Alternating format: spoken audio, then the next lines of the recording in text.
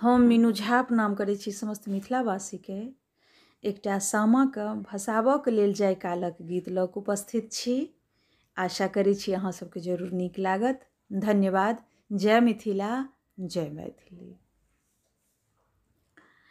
आंगने आंगने के दादी काकी हे, आहे भौजी बहिनो हे, आहे चलै चलियौ सामा के भसान कर, सामा जाइ छथि सासुर हे। आहे चलै चलियौ सामा के भसान कर, सामा जाइ छथि सासुर हे।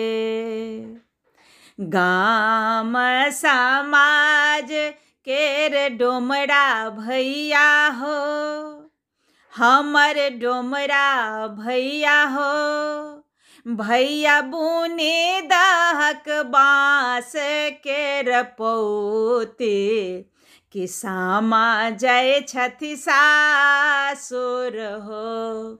भैया बुने दहक सामा लपेटार, कि सामा जाइ छथि सासुर हो। गाम समाज केर जोलहा भैया हो, आहो जोलहा भैया हो, भैया बुने दहक सामा लपटोर, कि सामा जाइ छथि सासुर हो। भैया बुने दहक सामा दै पटोर, कि सामा जाइ छथि सासुर हो।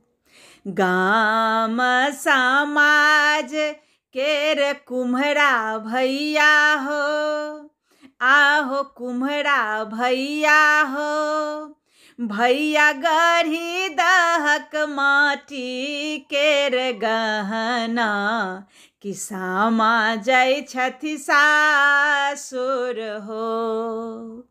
गाम समाज केर टिकुलहारा भैया हो, टिकुलहारा भैया हो, भैया आने दहक सामा ल श्रृंगार, कि सामा जाइ छथि सासुर हो। भैया आने दहक सामा ल श्रृंगार, कि सामा जाइ छथि सासुर हो।